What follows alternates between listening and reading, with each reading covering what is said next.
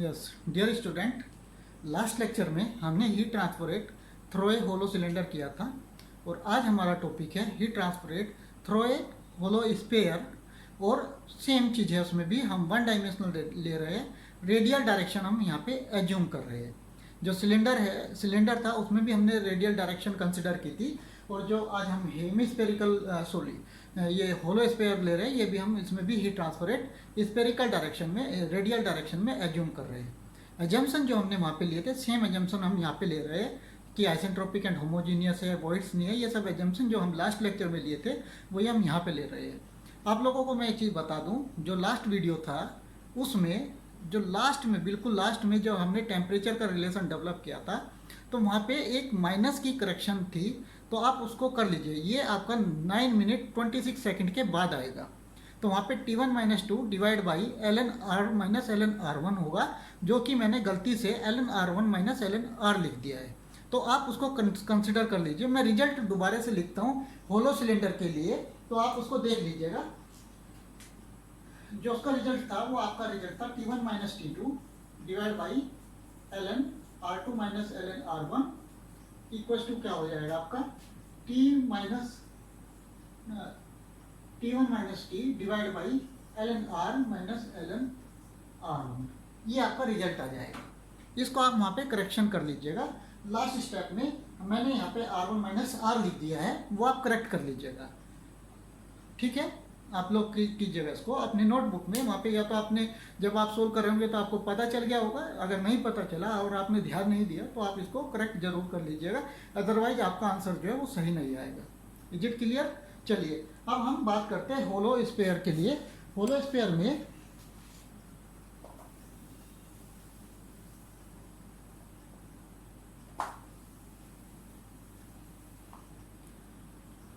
होलो spare जो है उसमें हम भी रेडियल डायरेक्शन कंसिडर कर रहे हैं। तो अगर स्पेयर की बात करते हैं हम, मान लो कि मेरे पास एक स्पेरिकल बॉडी है, तो उसमें हीट जो है रेडियल डायरेक्शन में, मान लो कि ये मेरे पास एक स्पेरिकल बॉडी, मैं इसको एज्यूम करता हूँ, तो हीट जो है वो रेडियल डायरेक्शन, अगर मैं इसको स्पेयर मानता हूँ, तो हीट जो है रेडियल डायरेक्शन में जो जाएगी वो सरफेस एरिया से बाहर जाएगी। तो एरिया जो लेंगे हम इस केस में 4πr² लेंगे। मैं यहाँ पे एक डायग्राम बनाता हूँ। सपोज दैट ये हमारे पास फ्रंट व्यू से मैं देखता हूँ उसको, तो ये हमारे पास एक होलो स्फीयर है, ये इसकी रेडियस R2 है, ये इसकी रेडियस R1 है, और हमने क्या किया, एक R रेडियस का एक रेडियल एलिमेंट सेलेक्ट कर लिया जिसकी थिकनेस आपकी dr है, पूरे में है ये ऐसे।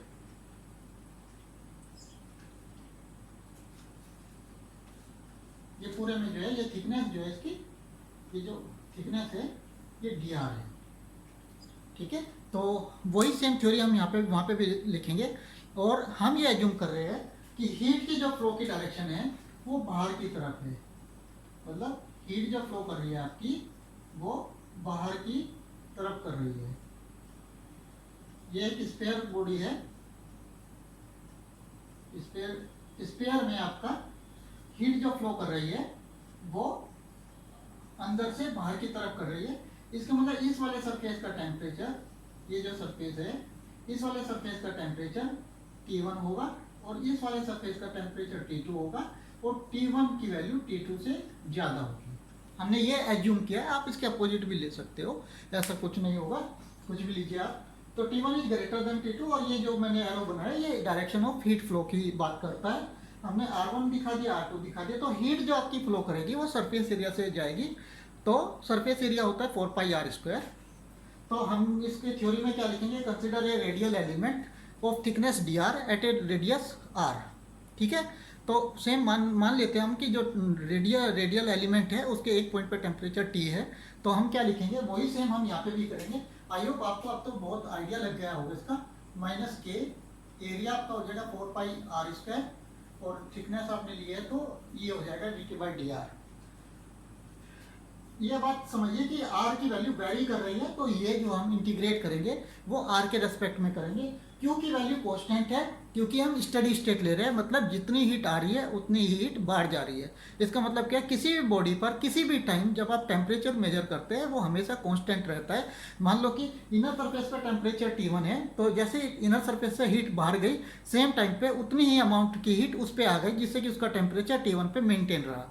ये आपको कंसिडर करना है जब आप स्टडी स्टेट रखेंगे। और अनस्टडी स्टेट में ये होगा कि अगर मान लो T1 अंदर वाले सरफेस से आपका 150 किलो जूल हीट बाहर जा रही है और 200 किलो जूल हीट अंदर आ रही है, तो इसका मतलब वो 50 डिग्री जो है एलिमेंट में स्टोर हो गई। उस स्टोरिंग की वजह से उसका टेम्परेचर बढ़ जाएगा। Is it clear? तो हम यहाँ पे ये मान के चलिए कि जितनी हीट एलिमेंट से बाहर गई, किसी भी पॉइंट में जितनी हीट बाहर जा रही है उतनी ही हीट आपकी अंदर आ रही है। Is it clear? चलिए, तो यहाँ पे आप क्या करेंगे, हम इसको हम इस फॉर्म में लिख देंगे, Q D R by R square equal to minus K into 4 pi और डी टी। ठीक है, इसको इंटीग्रेट करेंगे हम, Q from R1 to R D R by R square तो माइनस के इंटू 4 पाई और ये आ जाएगा टी माइनस, इसको भी इंटीग्रेट करेंगे आप, इसको इंटीग्रेट करेंगे डी टी, और इसका इंटीग्रेशन हम करेंगे फ्रॉम T1 टू T। जब आप इसको इंटीग्रेट करेंगे डी टी और D R by R square, तो क्या आएगा आपका -1/r आएगा। तो मैं इसको लिख देता हूँ Q 1/R1 -1/r। ये चीज ध्यान रखिएगा आपने, माइनस मैंने यहीं पे कंसीडर कर लिया है। और ये देखिए आप माइनस के इंटू 4 पाई, और मैं इसको लिख देता हूँ T1 माइनस टी, और माइनस में गायब कर देता हूँ T1 माइनस टी। इसके बाद नेक्स्ट स्टेप क्या होगा आपका, इसके बाद नेक्स्ट स्टेप जो होगा वो आपका होगा बाउंड्री कंडीशन। तो आप मेरे को बताएंगे कि बाउंड्री कंडीशन क्या लेते हैं हम। तो बाउंड्री कंडीशन क्या होगी, एट R इक्वल्स टू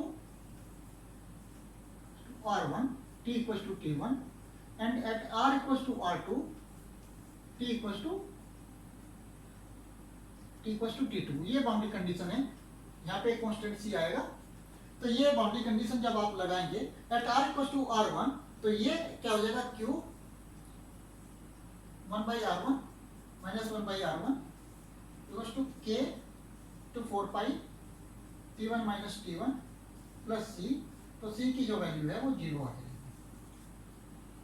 ये जो C की वैल्यू हर बार आपकी 0 आ जा रही है, ये इसी केस में 0 आएगी जब आप अनस्टेडी स्टेट लेंगे, टेम्परेचर का फंक्शन लेंगे, या आप थर्मल कंडक्टिविटी की वैल्यू कुछ आप कांस्टेंट नहीं मानेंगे, तब हो सकता है सी की कुछ वैल्यू आ जाए। उसके केस हम देखेंगे, जैसे इंटरनल हीट जनरेशन जहाँ पे होता है वहाँ पे इस कांस्टेंट की वैल्यू हमको अलग अलग केस के लिए निकालने पड़ते हैं। वो 0 कहीं पे आता है और कहीं पे नहीं आता है।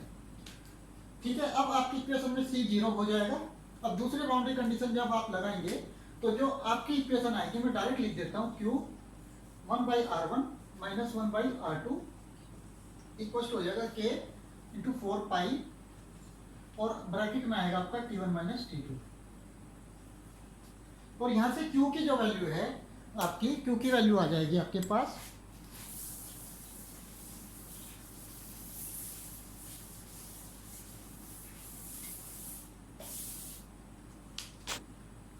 Q की जो वैल्यू आ जाएगी वो आपकी आ जाएगी 4 pi K T1 minus T2 divide by 1/R1 minus 1/R2। R1 is your inner radius and R2 is your outer radius. I hope आपको ये समझ आया होगा। सेम ये हमने heat transfer rate through a hollow sphere हम निकाल चुके हैं। अब हमको टेम्परेचर निकालना है, तो टेम्परेचर निकालने के लिए सेम वही हमको करना होगा जैसे हमने लास्ट लेक्चर में किया था। सेम प्रोसीजर है, सब कुछ सेम है। तो इसको आप नोट कर लीजिए। आप इन सब चीज़ों के नोट्स बनाते रहिए, आपको इन फ्यूचर वीडियो दोबारा नहीं देखना पड़ेगा। आपको ये भी पता चल जाएगा कि आपको कहाँ कहाँ पे डाउट आता है। सिर्फ वीडियो मत देखिए, नोट्स भी बनाइए।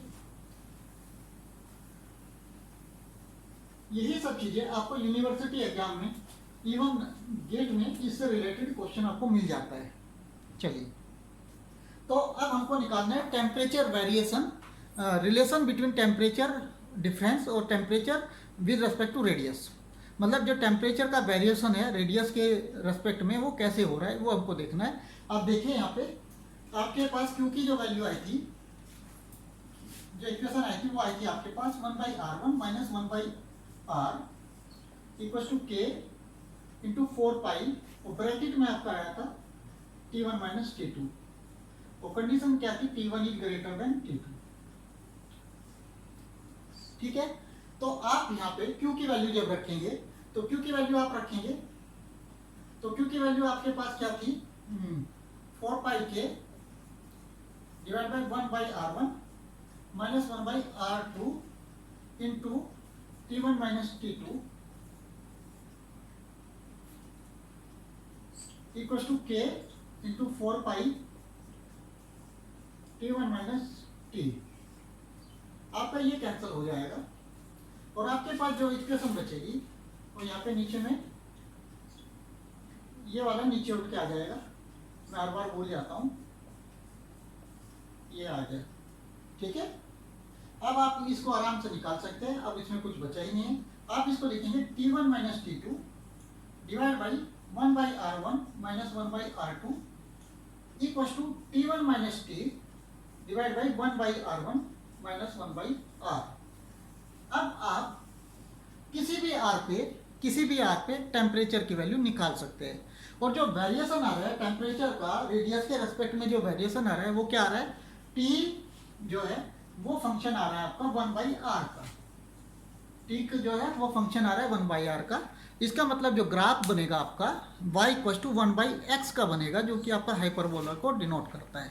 तो इसमें हम लिखेंगे the variation of temperature along the variation of temperature along the radius is hyperbolic in nature। ठीक है, क्योंकि y इक्वल टू 1/x की बन रही है आपकी, तो आप यहाँ पे t की और r की वैल्यू रखिए, t की और r की वैल्यू रखिए, r की वैल्यू रखिए, आपको t की वैल्यू मिल जाएगा। आई थिंक आपको ये समझ में आया होगा। मैं एक बार रिपीट करता हूँ, जब आपने प्लेन स्लैब लिया था तब आपका वेरिएशन लीनियर आया था, जब आपने होलो सिलेंडर लिया था तब आपका वेरिएशन लॉगरिथमिक आया था, और जब आपने होलो स्फीयर लिया है तब आपका वेरिएशन हाइपरबोलिक आया है। ये रिजल्ट आप अपनी कॉपी में लिख लीजिएगा, अजम्पशन के साथ लिखिएगा, ये आपका नोट्स बन जाएगा, और ये डायरेक्ट क्वेश्चन इस पर आपको मिल सकता है। ठीक है, थैंक यू।